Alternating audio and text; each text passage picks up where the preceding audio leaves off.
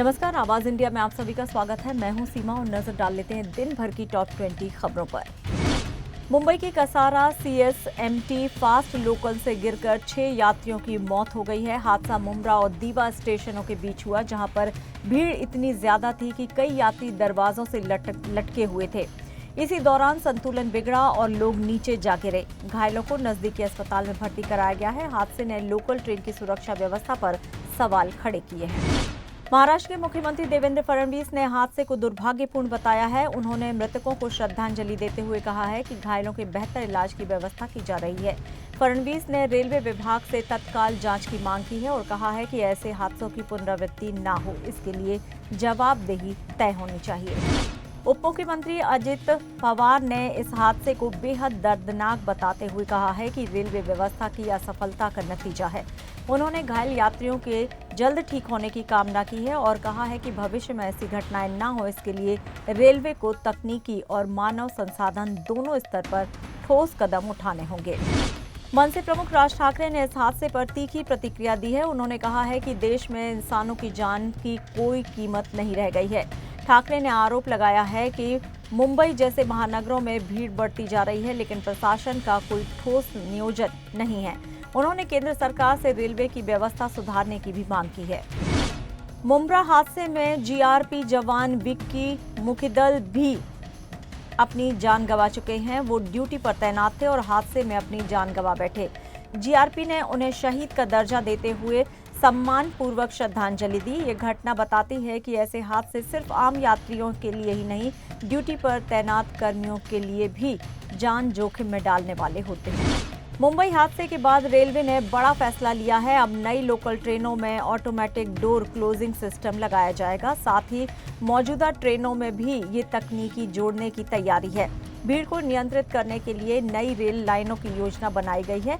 ये कदम भविष्य में ऐसे हादसों को रोकने में मददगार साबित हो सकते हैं।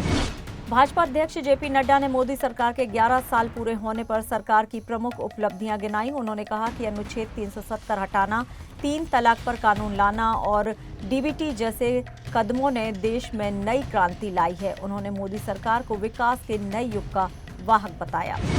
मुंबई हमले के आरोपी तहब्बुर राणा को कोर्ट ने जेल से परिवार से बात करने की इजाजत दी है। हालांकि ये कॉल जेल प्रशासन की निगरानी में ही होगा। कोर्ट ने राणा की सेहत से जुड़ी रिपोर्ट भी 10 दिन में तलब की है। ये मामला राष्ट्रीय सुरक्षा से जुड़ा हुआ है और एजेंसियां लगातार नजर बनाए हुए हैं। छत्तीसगढ़ के सुकमा जिले में नक्सलियों ने सुरक्षा बलों पर कड़ा हमला किया है। आईईडी ब्लास्ट में एक एएसपी शहीद हो गए हैं और कई जवान घायल हुए हैं। हमले के बाद पूरे इलाके में सर्च ऑपरेशन शुरू कर दिया गया है। नक्सल प्रभावित इलाकों में सुरक्षा एजेंसियों को सतर्क भी कर दिया गया है। मुंबई के घाटकोपर इलाके में मराठी और गुजराती परिवारों के बीच कुत्ता पालने को लेकर विवाद इतना बड़ा कि एक मराठी युवक पर हमला हो गया। पूरा घटनाक्रम सीसीटीवी कैमरे में कैद हुआ। मनसे ने हमले की निंदा करते हुए कार्रवाई की मांग की है। ये मुद्दा अब मराठी अस्मिता से जुड़ गया है।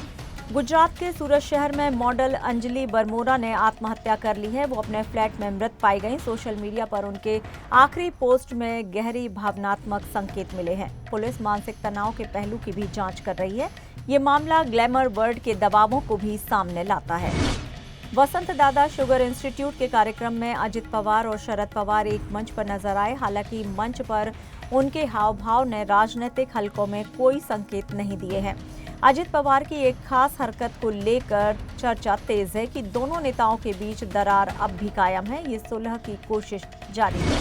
तमिलनाडु में डीएमके नेता राजा ने भाजपा पर तीखा हमला किया है। उन्होंने कहा है कि भाजपा दिल्ली की सोच तमिलनाडु पर थोपना चाहती है, लेकिन ये यहाँ नहीं चलेगा। उन्होंने दावा किया कि द्रविड़ विचारधारा के रहते भाजपा तमिलनाडु में पैर नहीं जमा पाएगी। चुनावी माहौल में ये बयान काफी अहम माना जा रहा है। बिहार में एनडीए के भीतर सीट बंटवारे को लेकर घमासान छिड़ा हुआ है। चिराग पासवान ने सभी 243 सीटों पर चुनाव लड़ने की बात कही है, जबकि उपेंद्र कुशवाहा ने इसका विरोध किया है। इस विवाद से गठबंधन की एकता पर सवाल खड़े हो रहे हैं। विपक्ष भी इस मौके का फायदा उठाने की कोशिश में है।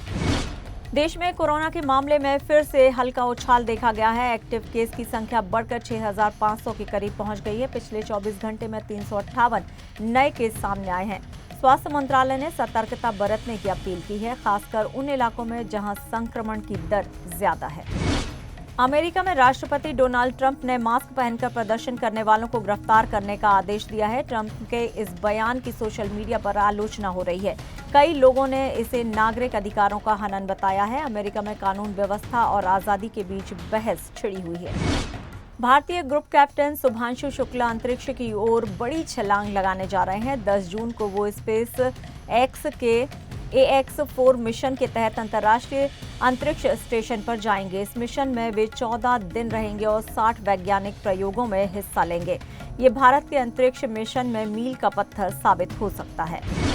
सरकार को भारतीय स्टेट बैंक की तरफ से 8,076 करोड़ रुपए का डिविडेंड मिला है। इससे पहले RBI ने भी रिकॉर्ड डिविडेंड दिया था। वित्त मंत्री निर्मला सीतारमण ने इस राशि को स्वीकार करते हुए कहा है कि ये देश की राजस्व स्थिति में सुदृढ़ होगी और ये इंफ्रास्ट्रक्चर और कल्याण योजनाओं में भी इस्तेमाल किया जाएगा। केंद्रीय मंत्री नितिन गडकरी ने कहा है कि अगर किसी का घर अवैध है तो तोड़ने में उन्हें कोई संकोच नहीं होगा। उन्होंने बताया कि उन्होंने खुद अपना घर नियमों के तहत बनाया है। गडकरी ने वैकल्पिक ईंधनों की ओर बढ़ने की जरूरत पर भी जोर दिया और अपने वजन घटाने की प्रेरणादायक कहानी भी साझा की। फ्रेंच ओपन 2025 का खिताब स्पेन के कार्लोस एल्कराज ने जीत लिया है। उन्होंने 5 घंटे 29 मिनट तक चले मैराथन मुकाबले में जेनिस सिनर को हराया। ये उनका लगातार दूसरा फ्रेंच ओपन खिताब है। एल्कराज अब उभरते टेनिस सितारों में सबसे बड़ा नाम बन चुका है। और फिलहाल टॉप 20 खबरों में इतना ही। आप देखते रहिए आवाज इंडिया।